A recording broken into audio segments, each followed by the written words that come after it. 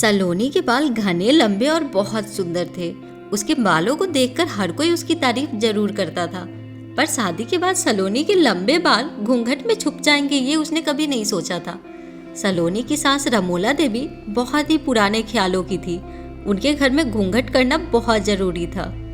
देखो बहू, हमारे घर में घूंघट बहुत जरूरी है। तुम्हारी घूंघट का तुम्हें खुद ध्यान रखना है। सिर से बिल्कुल भी नहीं सरकना चाहिए। बड़ी बहू भी हमेशा घूंघट में ही रहती है। अब सास की बात को भला सलोनी कैसे टाल सकती थी? वो इस घर में नहीं थी। उसके बाद रमोला देवी कमरे से चली गई। सच कहूँ तो मुझे तुम्हारे लिए बहुत बुरा लग रहा है सलोनी। मैंने सुना था तुम्हारे बाल बहुत लंबे हैं, जमीन छूते हैं, पर अब इन बालों का कोई फायदा नहीं। तुम्हें तो इसका जूड़ा बनाकर अपने लंबे बालों को घूंघट में ही रखना है। अच्छा, अब मैं चलती हूँ। तभी सलोनी का पति मनोहर आ जाता है। आप तो मुझे झूठ ही कहते थे कि आपको मेरे लंबे बाल सुंदर लगते हैं। अब देखो ना, मेरे ये लंबे बाल तो घूंघट में ही रहते हैं। आप तो बेकार ही तारीफ करते थे। मेरे बाल तो हमेशा घूंघट में ही रहेंगे। तुम खुश नहीं हो ना सलोनी मुझसे शादी करके? नहीं, ऐसी बात नहीं है। मैं तो बस इस घूंघट की वजह से, वो मेरे लिए ये सब नया है ना, इसलिए थोड़ी परेशान हो रही हूँ। मेरी वजह से आप अपना मन खराब मत करो। मैं इस शादी से बहुत खुश हूँ। उस समय सलोनी ने बात को संभाल लिया ताकि मनोहर को किसी बात का बुरा ना लगे।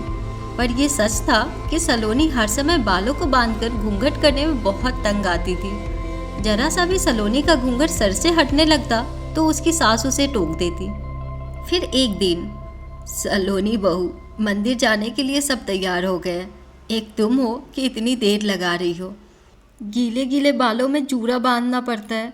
इधर माँ जी भी आवाज़ लगा रही है। अब मैं क्या करूं?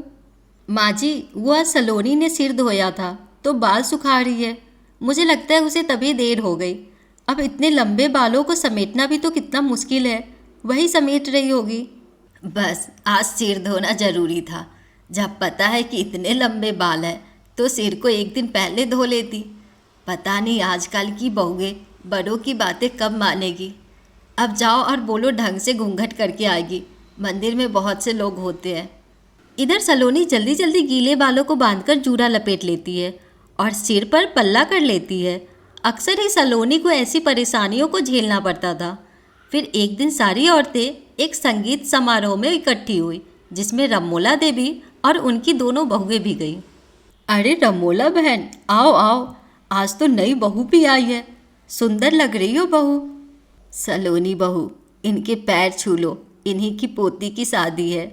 हमने तो सुना था कि छोटी बहू के बाल बहुत लंबे हैं, पर घूंघट में तो कुछ दिखाई ही नहीं दे रहा। अरे मैंने ही कहा था बहू से। वो क्या है ना, घूंघट में बालों को नज़र नहीं लगती। वैसे ठीक ही है, बहुओं को घूंघट में ही रहना चाहिए। उसके बाद सब औरतें गाने बजाने में लग जाती है। तभी बच्चों के साथ खेलते हुए एक बच्चा, जो उसी फंक्शन में आई एक महिला का था, वही पास में बने कुएं में गिरने लगता है। मम्मी, रोहन कुएं में गिर गया। अभी उसने कुएं में ईंट को पकड़ा हुआ है, वो पानी में गिर जाएगा। क्या? मेरा बच्चा रोहन पानी में गिर गया? रोहन! बाकी सब औरतें चिल्लाने लगी। किसी को भी कुछ समझ में नहीं आ रहा था। तभी सलोनी दौड़ते हुए कुएं के पास जाती है। उसके पास अब एक ही रास्ता था। वो जल्दी से अपना घूंघट हटाकर अपना जूड़ा खोलती है और अपने बालों को कुएं में गिरा देती है। रोहन बेटा, मेरे बालों को कसकर पकड़ लो, मैं तुम्हें ऊपर खींच लूँगी। और हाँ, मजबूती से पकड़े रहना, मैं तुम्हें गिरने नहीं दूँगी। सलोनी के बालों में भयानक दर्द हो रहा था, फिर भी उसने रोहन को कुएं से बाहर खींच ही लिया। बाकी सब औरतें सलोनी को देख रही थी। सलोनी के बहुत सारे बाल टूट चुके थे, पर रोहन ठीक था, इस बात से सलोनी को तसल्ली थी।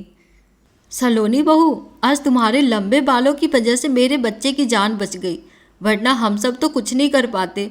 बहुत बहुत शुक्रिया सलोनी, तुम बहुत साहसी हो। अरे पर तुम्हारे तो बहुत सारे बाल टूट गए, दर्द भी हो रहा होगा।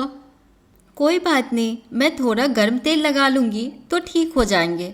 और फिर बालों का क्या है, टूट गए तो दोबारा आ जाएंगे। माफ़ करना माँ जी, वो रोहन को बचाना बहुत ज़रूरी था, इसलिए मैंने घूंघट। रहने दो बहू, घूंघट करने की कोई ज़रूरत नहीं है। तुम्हारे बाल ऐसे ही अच्छे लगते हैं। अब से तुम घूंघट नहीं करोगी, अपने बालों को चोटी बनाओगी। क्यों, मैं सही कह रही हूँ ना? हाँ, तुम्हारे बाल बहुत सुंदर हैं, इन्हें तुम ऐसे ही खुला छोड़ो। उसके बाद सारी औरतें सलोनी की बहुत तारीफ करते हैं। उस दिन के बाद सलोनी ने बालों को घूंघट में छुपाना बंद कर दिया। वो अपने बालों को सुंदर चोटी भी बनाती और उन्हें खुला भी छोड़ती। अब उसे लंबे बालों के लिए कोई रोक टोक नहीं था। रमोला ने अपनी दोनों बहुओं को घूंघट के लिए मना कर दिया। सच तो यही है दोस्तों कि इज्जत और सम्मान व्यक्ति की व्यवहार और बातों में होना चाहिए।